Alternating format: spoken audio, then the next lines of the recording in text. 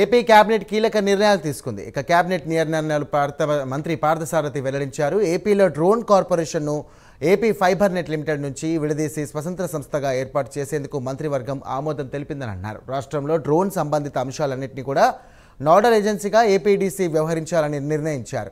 ఇక అనకాపల్లి జిల్లాలోని డిఎల్పురం వద్ద క్యాప్టివ్ పోర్ట్ ఏర్పాటుకు కేబినెట్ ఆమోదం తెలిపింది. ఇక రాష్ట్రంలో 3 స్టార్ పైబడినటువంటి హోటళ్లకు బార్ లైసెన్సు ఫీజులు కూడా కుదింపులకు కూడా ఆమోదం తెలియజేసింది.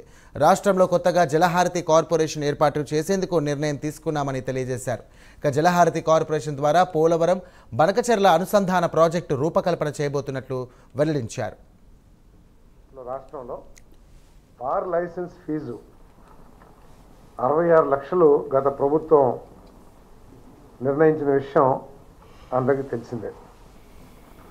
అన్ని రంగాలతో పాటు మన రాష్ట్రంలో ఉన్న పేరున్న అన్ని కళల్ని రంగాల్ని కూడా అభివృద్ధి చేయటం ప్రభుత్వం యొక్క లక్ష్యం.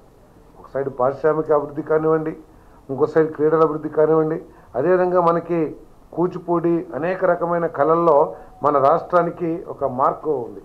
సో ఆ కళలను కూడా పోషిస్తాం, కవుల్ని పోషించడం, వివిధ రంగాల్లో కళారంగంలో నిష్ణాతులందరూ కూడా మరి అవార్డ్స్ ఇచ్చే కార్యక్రమాన్ని నిర్వహించారు.